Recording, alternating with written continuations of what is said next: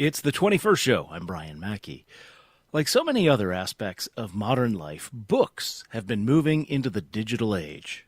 When Pew Research polled American adults last year, it found about 1 in 3 of us had read an ebook in the past 12 months, and 1 in 4 of us had listened to an audiobook. Many people appreciate that they can freely access these digital books through apps connected to their local libraries, apps like Hoopla and Libby and Overdrive. But for the libraries themselves, this can be a financial headache. The digital books libraries have to buy often cost far more than a physical book, and more than the versions of ebooks we can buy as everyday consumers. And the library copies are often temporary, set to expire after a certain amount of time, or maybe after a few dozen people have checked them out, or maybe both. After that, if the library wants to keep the book available, they have to pay again. Illinois libraries are hoping to change this with legislation that aims to ban those licensing rules. Last month, the proposal was approved 99-0, one voting present, in the Illinois House of Representatives. But it seems to have stalled in the Illinois Senate. It missed a key deadline for advancing earlier this month. Nevertheless, the issue remains. So joining me to talk about this is Cassandra Thompson, who's Associate Director for the Illinois Heartland Library System. It connects more than 500 libraries across downstate. She also directs the SHARE program, SHARE, a catalog consortium of libraries in central and southern Illinois. Cassandra, welcome to the 21st show. Hi, thank you so much for having us today. We also have 2 library directors with us. Kyla Waltermeyer is Executive Director of the Mississippi Valley Library District, which serves Collinsville and Fairmont City near St. Louis. Kyla, welcome to you as well. Thank you. And Samantha Ralston is Director of the Crab Orchard Public Library. It's based in Marion in southern Illinois. Samantha, thanks for being here as well. Thank you. Listeners, you can join us today at 800-222-9455. How do you read books? Are you an ebook user? Has technology made reading more accessible to you? And what has been your experience if you've used your local library for getting ebooks or audiobooks? Let us know. 800-222-9455. 800-222-9455. All right, Cassandra Thompson, talk about the way we read books in general and how it's shifted over the past decade, especially with regard to ebooks and audiobooks. Sure. Well, according to Overdrive, last year, Americans checked out almost 7 million ebooks and digital audiobooks. So for working parents, rural students, seniors, disadvantaged communities, people with disabilities, digital lending is often the only way that they would have access to library materials. And so of that, about 20% of the total items circulated in Illinois are circulated digitally, but more and more library collection budgets are being consumed by these high prices, like you had mentioned. Some libraries are spending almost half of their collection money to only 20% of that circulation. I know every library is different, and I think Kyla is going to have some great statistics on what she's seen at Mississippi Valley, and of course Sam at Crab Orchard. But it is a challenge. And so as usage continues to rise, we're definitely seeing a very high rise in audiobook usage. And that I think is specific to changed technology. Audiobooks used to be on CDs. And so you'd pop them in your car CD player. Well, we don't have that anymore. Now they're smartphones on digital files. So we're definitely seeing a huge increase. In April, users checked out 11,000 audiobooks in our cloud library program, and that's for our SHARE consortium. In comparison, in 2019, it was closer to 8,000, so we're definitely seeing a big increase there. However, in cloud library for ebooks, it's actually gone down, and one of the reasons that we suspect is because we have such long wait times, 6 months or more, for some of the hot titles. And so we don't have the titles they want, and they say, well, the library doesn't have it, I'm going to go elsewhere. And so I think that's directly related to these challenges with the high prices and these licensing restrictions. And so, we are all working so hard to remind libraries how relevant we are, and we're more than just books. But when they have an experience like that, it's really challenging. In a 2023 research study, I think you had mentioned, over half of millennials and Gen Z visited the library in the last year. So even though Some people may think, well, I can look it up on the internet. Well, people are still going to libraries. But about half of those surveyed also state that they prefer digital content. So when we can't fairly purchase the items that they want and need, we start to lose relevance, and that's a huge problem for our communities. Yeah. All right. Well, Kyla, let me come to you. Talk about Mississippi Valley. What are you seeing in terms of ebooks, audiobooks? Yeah, so like Cassandra said, there has been a steady rise in the demand for e-audiobooks, more so than ebooks. That stayed relatively steady. But at my library in 2025, it was the first time in our history that the use of e-resources outpaced the use of physical items. So this is definitely, I know that's not the norm at most libraries, but it's definitely a factor in how we continue to allocate our resources. And with the costs of ebooks, what they are, and audiobooks, and the lending restrictions that are placed on them, it's increasingly challenging for us to meet that demand. I've been doing ebook selection for different libraries for over 15 years. Back in 2018, 2019, if I bought 5 items a month, that cost around $200. And now it costs about $300 for me to buy 5 items. Our wait list, our recommendations from patrons is an increasing list. We have hundreds, if not thousands, in a backlog that we just can't get to because the cost is so prohibitive. I just want to make sure I heard you correctly. You said that e-resources, so that would be audiobooks, ebooks. I don't know if it also includes if you do like a streaming video platform or something like that. More, versions of those were, quote unquote, checked out than physical books at your library? Exactly. Wow. Samantha Ralston, what about you? What's the similar story at Crab Orchard? Yes, over 55% of my circulation last year is e-content, and that's not even including the streaming services. That's just counting audiobooks and ebooks, not including like television or other stuff that our platform offers. So just ebooks and audiobooks was over 55%. Wow. All right, let me share some messages from listeners here, and I'll just remind people this is the 21st show. We're talking about libraries and ebooks, and specifically what libraries have to go through to get ebooks and audiobooks so they can lend them out. As we've been hearing, sometimes they will pay several times more than a consumer would for a copy that expires after maybe a few dozen people have read it or listened to it. We're talking about that, what that means for libraries and readers. We asked members of our texting group about this, which, by the way, you can join by texting the word TALK to 217-803-0730. We heard from Christopher in Brimfield, who said, I read most of my books digitally. It should be cheaper than printing books. I don't understand why libraries would get charged more for digital copies.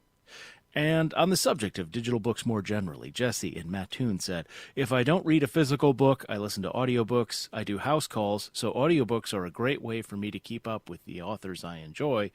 On occasion, I have had to explain to a customer that I'm fine. A character in a book I was listening to died unexpectedly before I hit their driveway, and the tears are from a book I was listening to.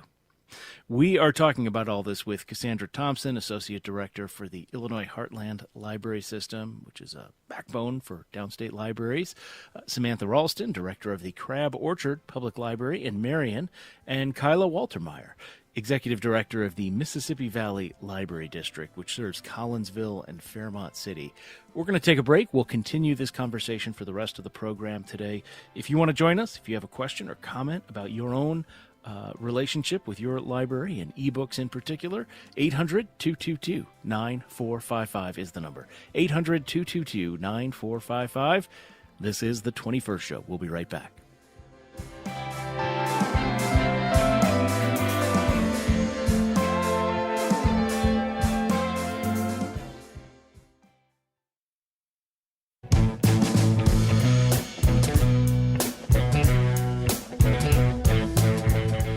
It's the 21st show. I'm Brian Mackey. We're talking about the high costs that libraries pay to give their patrons access to ebooks and audiobooks, as well as legislation in the Illinois General Assembly that would change how publishers sell licenses to libraries for those books. A couple more texts from listeners. Aaron in Murfreesboro told us, I think it feels greedy for publishers to be able to charge higher prices for electronic books since they don't charge higher prices for physical books. It just doesn't make sense to me. On the other hand, Lex in Champaign said libraries have to pay more for digital works because each book they lease from a publisher gets many reads, not just one as an individual does. Let's not forget the authors. They need a royalty per read, just as they would get from a purchased hard copy. Libraries decide how to structure their book purchases, hardcovers, and leases, digital copies. And I don't think we need laws regarding that. Let libraries who know their patrons figure it out. Remember the authors, Lex said. Thanks for that, and we'll get into that perspective a little more in a moment here. My guests are Cassandra Thompson, Associate Director for the Illinois Heartland Library System, Kyla Waltermeyer, Executive Director of the Mississippi Valley Library District, which serves Collinsville and Fairmont City, and Samantha Ralston, Director of the Crab Orchard Public Library in Marion. If you want to join us, 800-222-9455. That's 800-222-9455. Samantha, I'm going to come back to you. Talk a little bit more than I have so far about how it actually works to buy a license for an ebook and how that's different from, a physical book. Well, from my perspective, we use a platform that allows for instant download. So we pay per checkout. That's the way my library chooses to do it. So, for example, last year, our most checked out audiobook on our platform was The Housemaid by Frida McFadden, and it cost $2.89 per time that it was checked out. And for the past 11 months, it was checked out 13 times. So almost $40 to check out that book. And that's just the way we've chosen to do it, just like our second checked out audiobook was The Hobbit 11 times at $2.89, some of them up to $3.99 per checkout, and it's the same for ebooks and streaming services that our platform provides. Kyla, let me ask you, do you get the sense that patrons know about these challenges, right? Because I think people maybe have this idea, my kids do this, they walk into the library, they're going to get 10 books, right? Because they don't know what they feel like reading that particular night. And so they just load up their, basket or bag or whatever and walk out with 10 physical books. Are people doing that with ebooks? And, are they aware of the consequences of kind of like, oh, I'll download these 10 books and pick which one to read, sort of thing?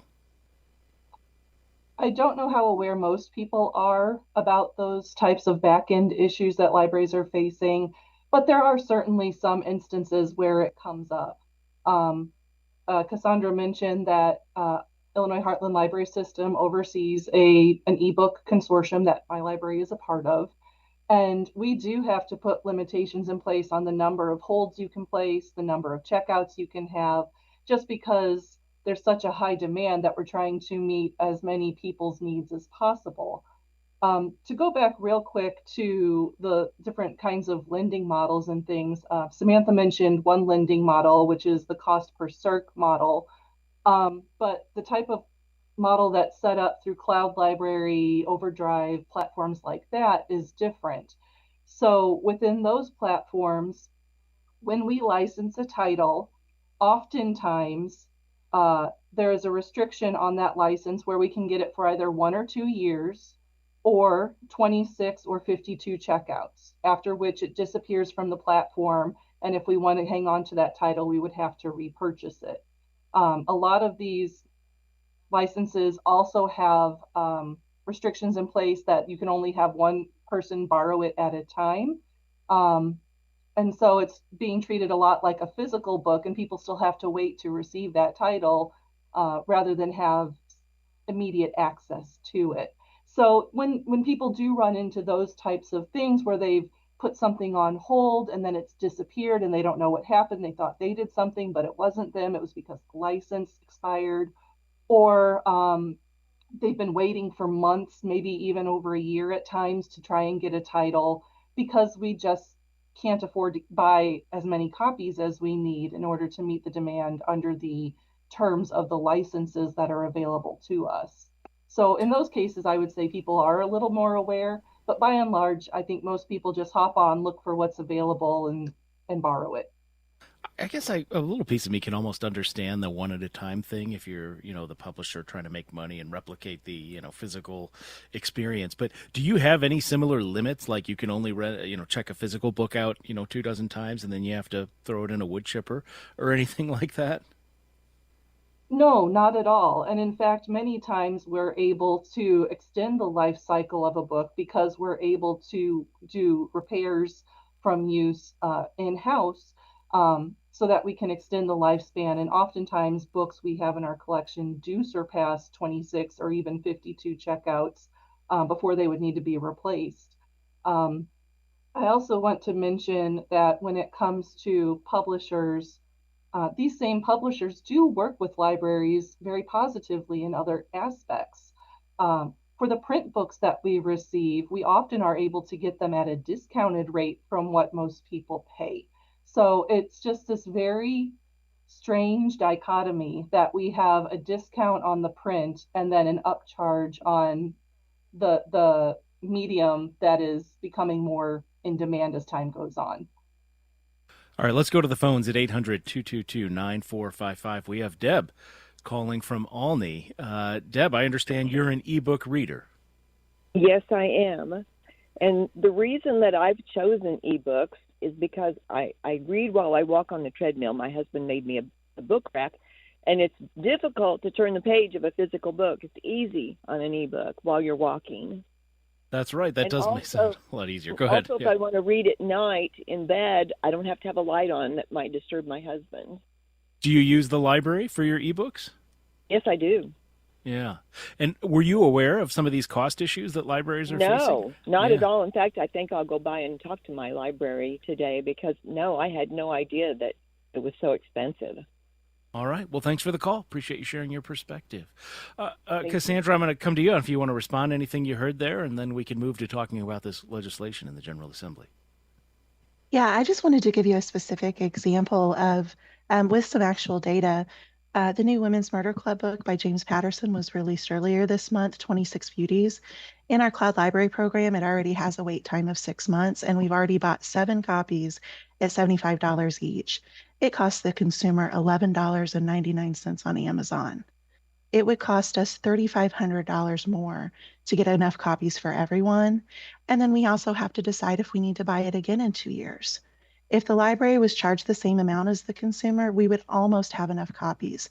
Maybe patrons would see a 3-week wait, but in this situation, taxpayers really are in a lose-lose scenario with significantly higher hold times of 6 months or more, limited access to older titles, and tax dollars that don't go as far as the same money in their pocket.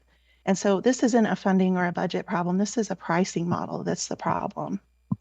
Well, let's talk briefly. What would this legislation change that is being considered in the General Assembly? So this is a bipartisan, common sense consumer protection bill, ensures fair pricing and fair terms so that books can be purchased instead of expiring after a year or two, and libraries are going to be charged the same as what a consumer would be charged. And so in order to meet our community's needs, there was one comment that, well, why don't they negotiate for better terms? It's always been kind of, we know you need these audiobooks, so you can take these terms or you can leave it and you can choose. And if we leave it, of course, we're disappointing our communities. Like the caller who just said she likes to get those ebooks from the library or the audiobooks so she can do her exercise or you're commuting to work. With this bill and Illinois libraries working together, we do have a bit more leverage to ask for these fair contract terms. All right, we did reach out to the the Association of American Publishers to ask their perspective on this. We heard back House Bill 5236 strips authors of their rights. It limits their ability to make a living and dictates what authors and creators can and cannot do with their own work. When a new movie is released, the government does not force it to be immediately made available for free on a public streaming platform without just compensation for its creators. But that is what this bill would do to authors and the entire ecosystem ecosystem involved in turning ideas into the stories that readers love. The bill's profound disregard of author rights will grant the government an alarming power to decide which books are accessible to Illinois readers and jeopardizes library access to digital books. Cassandra, what do you think of that? Well, some publishing associations are in opposition to this bill, but some authors are not. And the Authors Alliance actually supports this bill. In a recent statement, they actually called it pro-reader, pro-author, and pro-library. One Illinois author actually mentioned that their royalties are based on total item sales. It has nothing to do with the final price of their item. We want authors and publishers to succeed, and Illinois libraries will continue to allocate millions of dollars towards e-resources. Obviously, our patrons want them, they're using them, but at the same time, we have to be good stewards of taxpayer money.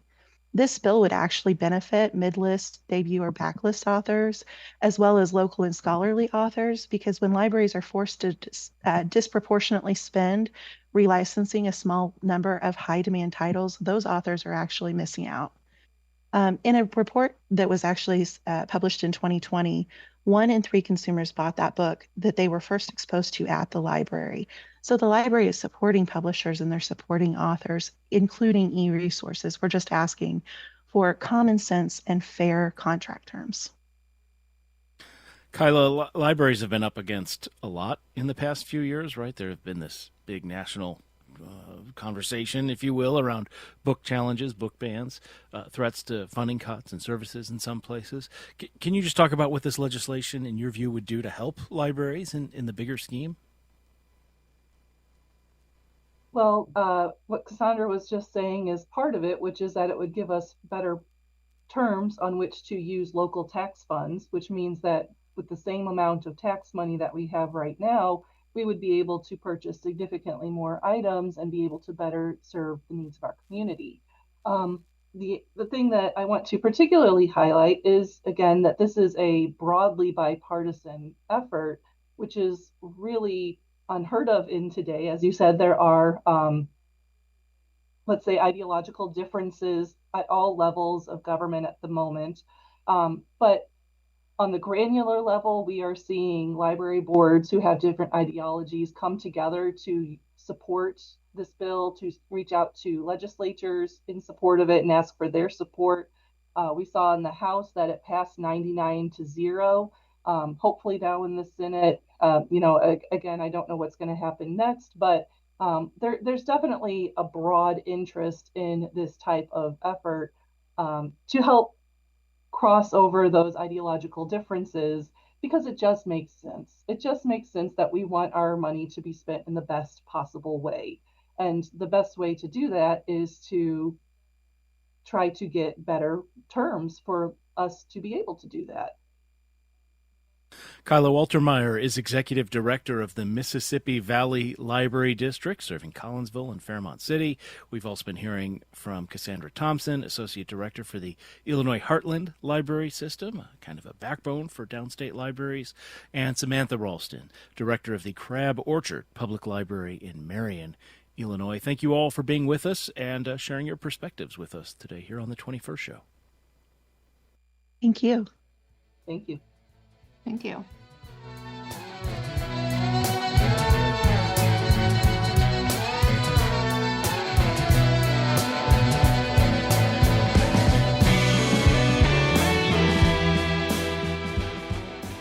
Once again, if you want to look up the legislation, House Bill 5236, as I mentioned, and we've heard several times in the conversation, it did pass 99-0 in the Illinois House, but so far seems to have stalled out in the state Senate. Missed a key deadline there, but yeah, you never know. The legislature's in session through the end of the month. We shall see. That is it for us today. Coming up tomorrow on the program, after the United States Supreme Court weakened part of the federal Voting Rights Act, a Republican, a former politician, is mounting a legal challenge to Illinois' Voting Rights Act, I should say. We're going to hear from the plaintiff. We'll talk with experts about the future of voting rights here in the 21st state. I want to mention our website, 21stshow.org. You can find all the ways to contact us there. We've got our email address, our voicemail line. You can also find links to subscribe to our podcast. Again, it's at 21stshow.org, 21stshow.org. You can also find us on Apple, Spotify, and YouTube. Just search for The 21st Show. The 21st Show is a production of Illinois Public Media. I'm Brian Mackey. Thank you for listening. We'll talk with you again tomorrow.